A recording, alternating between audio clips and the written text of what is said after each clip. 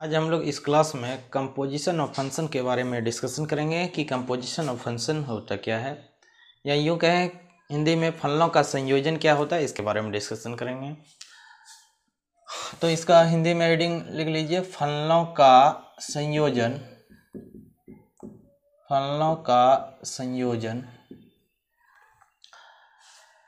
तो इसमें हम लोग दो फंक्शन को संयोजित करेंगे, दो फंक्शन को जोड़ेंगे।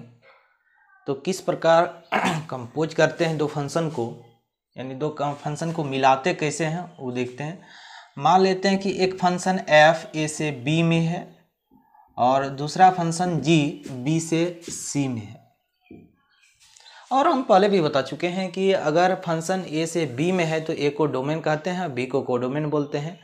और g जो फंक्शन है b से c में है तो पहला वाला यानी b को हम लोग फंक्शन g का क्या बोलेंगे, डोमेन बोलेंगे। c को क्या बोलेंगे, कोडोमेन बोलेंगे। एरो डायग्राम से देखें, a b c, ये आपका a हो गया, b हो गया, c हो गया। a से b एक फंक्शन है और फिर यहाँ b से c में एक फंक्शन है g। एक फंक्शन a से b में है और दूसरा फंक्शन b से c में है।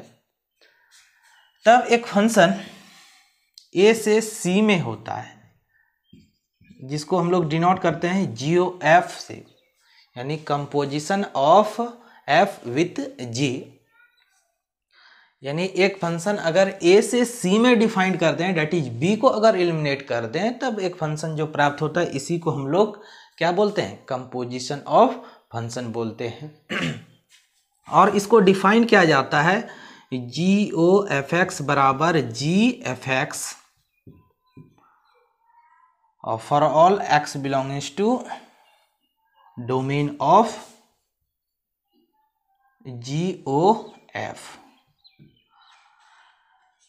तो ऐसा आप याद रखिएगा।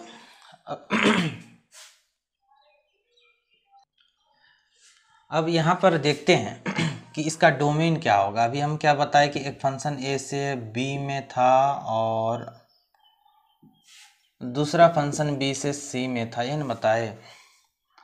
तो GOF x कैसे डिफाइन किए, GFX, और ये x कहाँ का लेना है, इसके डोमेन का लेना है, GOF का डोमेन। तो आपके मन में घूमता होगा सवाल कि GOF का डोमेन क्या होगा। तो डोमेन A ही होगा, यानी जो f का डोमेन होगा वही GOF का डोमेन होगा। इसको गॉप नहीं पढ़ेंगे, यानी composition of f with g पढ़ेंगे इसको, g ऑफ f।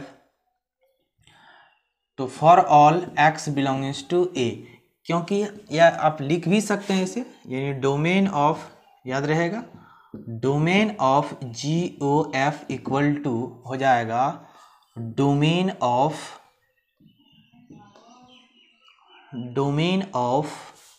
f। और अगर हम बात करें कि GOF कब डिफाइंड होगा, GOF कब डिफाइंड होगा,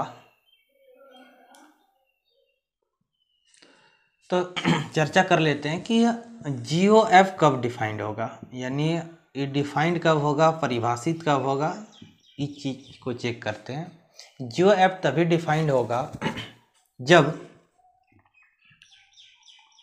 किसका रेंज, यानी range of f is subset of, या यू कह सकते हैं डोमेन ऑफ g। इस चीज को याद रखिएगा कि range of f is subset of domain of g, तभी डिफाइंड होगा। रेंज और डोमेन का तो कंसेप्ट पहले से आप लोगों को मालूम है, रेंज क्या होता है, डोमेन क्या होता है। तो यहाँ मोटा मोटी ऐसे याद रखिएगा, ई जो है इसका क्या होना चाहिए, सबसेट होना चाहिए, और बराबर हो जाए तो बहुत अच्छा।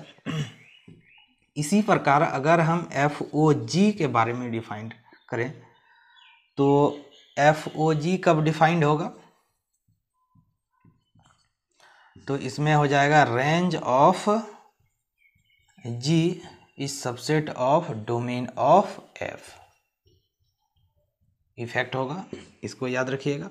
और FOG कैसे डिफाइंड होता है, तो FOG बराबर हो जाता है आपका FGX। और X कहाँ से लेंगे, जिसे देखिए यहाँ पर X कहाँ से उठाए थे, A से, यानी इसके डोमेन से, तो इसके डोमेन से यहाँ पर X उठाएंगे। तो इसका डोमेन अगर देखें तो B, तो यहाँ for all X belongs to B हो जाएगा। तो इस फैक्ट को भी आप याद रखिएगा। तो हम लोग अब एक एग्जांपल देखते हैं। दो फंक्शन डिफाइंड है। पहला फंक्शन है आपका f, एक सेट जिसमें 1, 3, 4 एलिमेंट है, से कहाँ डिफाइंड है, 1 to 5 में। तो यूँ कहें तो f का जो डोमेन हो गया वो क्या हो गया, यहाँ पर इसको ऐसे कंसिडर कर सकते हैं, ये हो गया आपका, ये b हो गया, फिर ये b हो गया, ये c हो गया। तो यहाँ पर a से b में क्या है, एक फंक्शन f है, और b से c में एक फंक्शन क्या है, g है। तब हम लोगों को f भी डिफाइंड किया गया क्या है, और g भी डिफाइंड किया गया है, और हम लोगों को प्राप्त क्या करना है कि GOF कितना होगा, FOG कितना होगा, यही प्राप्त करना है। तो पहले इसका मतलब समझ लेते हैं है क्या एक्चुअली। f यानी अगर हम F1 लिखें, अगर सॉल्यूशन जो चीज़ दिया हुआ है इसी को दूसरे फॉर्म में लिखें, तो 1 किससे रिलेटेड है, 2 से रिलेटेड है। f एक फंक्शन में 1 किससे रिलेटेड है, 2 से रिलेटेड है। तो ये हो जाएगा f1 इक्वल टू 2 और f3 equal to 5, f4 equal to 1, ऐसे दिया हुआ है। और यहाँ पर अगर हम देखें g किससे रिलेटेड है, g related to 1 related to 3, और 2 किससे रिलेटेड है, 3 से, 5 किससे रिलेटेड है, 1 से, इतना दिया हुआ है। अब हम लोगों को GOF ज्ञात करना है। GOF बराबर क्या होगा, ये चीज़ प्राप्त करना है हम लोगों को, GOF। तो GOF को कैसे डिफाइन किए थे, GOFX बराबर ये हो जाएगा GFX, ये होगा, ये क्या हो जाएगा, GFX।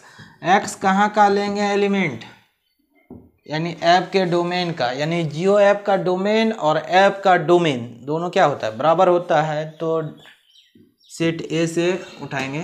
कहने का मतलब अगर देखें सेट A क्या है, कंटेनिंग 1, 3, 4, यानी X का मान क्या क्या हो सकता है, X का मान यहाँ पर 1 हो सकता है, 3 हो सकता है, 4 हो सकता है। तो ये हो जाएगा GOF1, तो ये हो जाएगा GF1, ये ना होगा। और F1 का वैल्यू देखिए, GF1 का वैल्यू कितना है, 2। अब G2 देखिए, G2 का वैल्यू कितना है, 3, ये हो गया एक आंसर।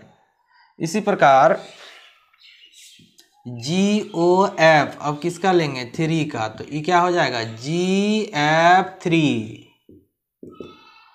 तो GF3, तो GF3 का मान देखिए कितने के बराबर है, F3 इक्वल टू कितना है, 5 है, तो ये हो जाएगा आपका 5। अब G5 का मान देखिए कितना है, G5 का वैल्यू 1 है, ये भी आपका आंसर हो गया। इसी प्रकार अगर हम यहाँ पर देखें तो GOF4, अब एलिमेंट क्या लेंगे, 4, कहाँ से एलिमेंट उठा रहे हैं, GOF का डोमेन से। GOF का डोमेन कहें यानी ऐप का जो डोमेन है वही GOF का डोमेन है। तो ये आपका हो जाएगा GF4। तो GF4 का वैल्यू, F4 का वैल्यू कितने के बराबर है, 1 के बराबर है। और G1 इक्वल टू कितना है, 3 है, तो ये भी कितना हो गया 3 हो गया। तो इस तरह हम लोग GOF ज्ञात कर लिए। अब हम लोग क्या ज्ञात करेंगे, FOG ज्ञात। FOGX कैसे डिफाइन करेंगे, यहाँ पर FGX और E कहाँ से लेंगे, X का मान G के डोमेन से लेंगे। डेट इज FOG का जो डोमेन होता है वही G का डोमेन होता है। तो for all x belongings to B, और B को हम क्या कंसीडर किए हैं 1 to 5, यानी 1 to 5 को क्या कंसीडर किए थे, B किए थे। तो यहाँ से FOG1 इक्वल टू FG1 और E हो जाएगा FG1 का मान कितने के बराबर है, 3 के बराबर है। G1 का मान 3 के बराबर है और F3 का मान कितने के बराबर है, 5 के बराबर है।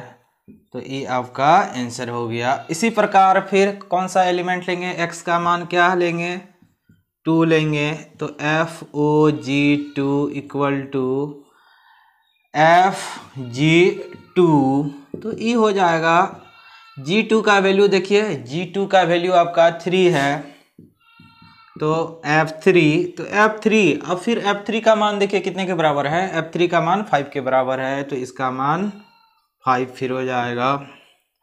और यहाँ पर F3 5 आया था, यहाँ भी F3 आ गया तो 5 ही होगा। और FOG5 यानी FG5, तो FG5 का वैल्यू कितने के बराबर, G5 का वैल्यू 1 के बराबर, तो F1, और F1 का वैल्यू कितने के बराबर, 2 के बराबर। ये भी आंसर हो गया, ये तीनों आपका आंसर हो गया। एक बार फिर से हम समझा देते क्वेश्चन को, एकदम बहुत इजी क्वेश्चन है। आपको जो यहाँ पर दिया रहेगा, जैसे अगर F ऐसे समझिए कुछ फैक्ट को, अगर AB बिलोंगिंग्स टू F है तो इसको हम लोग लिख सकते हैं FA इक्वल टू B। इस फैक्ट को याद रखिएगा। अगर कोई एलिमेंट AB F का एलिमेंट है तो हम लोग लिख सकते हैं FA इक्वल टू B, लिख सकते हैं ऐसा। तो 1 2 3 5 4 1 1 3 2 3 5 1। अब इसी कंसेप्ट से यहाँ पर हम लिखे हैं कि F1 यानी 1 किससे रिलेटेड है, 2 से रिलेटेड है, तो 1 2 से है, 3 किससे है, 5 से है, तो F3 बराबर 5 लिख दिए। 4 किससे रिलेटेड था, तो 4 1 से रिलेटेड है, तो 4 1 रिलेटेड कर दिया, यानी F4 इक्वल टू कितना लिख दिए 1। इसी प्रकार यहाँ पर 1 किससे रिलेटेड है, 3 से है, 2 किससे है, 3 से रिलेटेड है, लिख दिए। 5 किससे रिलेटेड है, 1 से लिख दिए इसे। और बाकी बात तो यहाँ फिर देख लीजिए आप। FOG FGX यानी ये जो X लेते हैं इसके डोमेन का लेते हैं, तो यहाँ पर X यानी G का डोमेन 1 to 5 है, तो बारी बारी से X का मान 1, X का मान 2, X का मान 5 लेके बना दिए, जो कि पहले भी बताए थे। अब नेक्स्ट एग्जाम्पल देखेंगे। नेक्स्ट एग्जाम्पल आपके बोर्ड पे है, उसमें क्या लिखा गया है, R एक सेट है किसका, रियल नंबर का, वास्तविक संख्या का, और F एक रिलेशन है फ्रॉम रियल टू रियल, और G भी एक फंक्शन है, कहाँ, रियल से रियल में। Fx इक्वल टू डिफाइंड है cos x and Gx equal to defined है आपका 3x²। तब हम लोगों को शो करना है, दर्शाना है कि FOG और GOF बराबर नहीं है। That is we shall prove that GOF does not equal to FOG। तो पहले हम लोग FOG निकाल लेते हैं, या GOF भी निकाल सकते हैं, किसी को भी निकाल सकते हैं। तो पहले GOF ही निकाल लेते हैं, उसके बाद FOG निकालेंगे। तो देखिए इसका सॉल्यूशन, GOF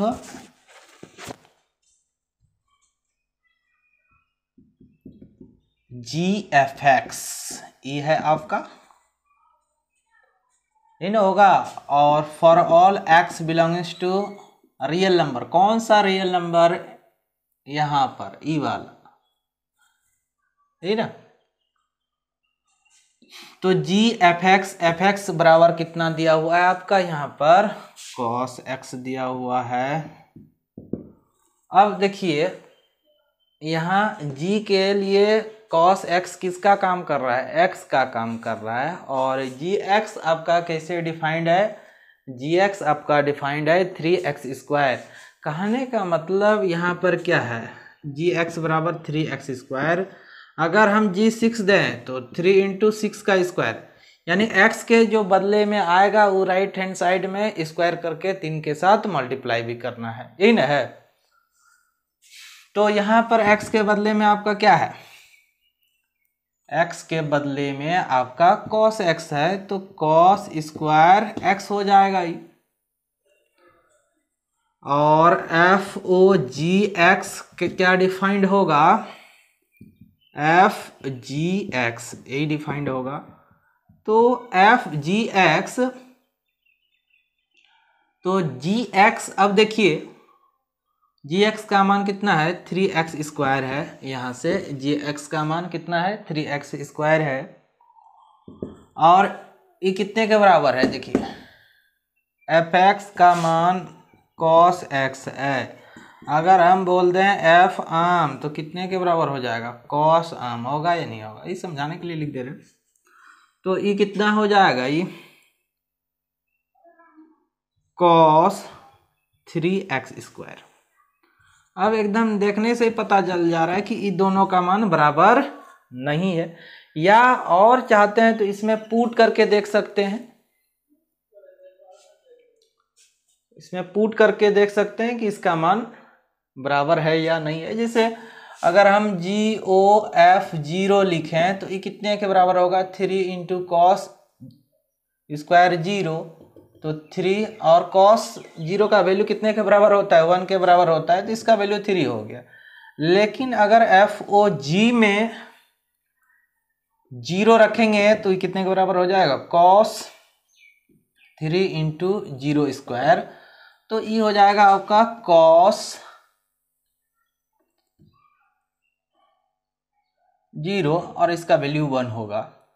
तो हम लोग जानते हैं 3 डज नॉट इक्वल टू 1, तो देयरफॉर लिख सकते हैं FOG does not equal to GOF। तो इस तरह आप बना सकते हैं इसको। और इस टाइप का अगर आप लोगों को वीडियो पसंद आ रहा है तो कमेंट बॉक्स में जाके अवश्य कमेंट कीजिए कि पसंद आ रहा है या नहीं आ रहा है।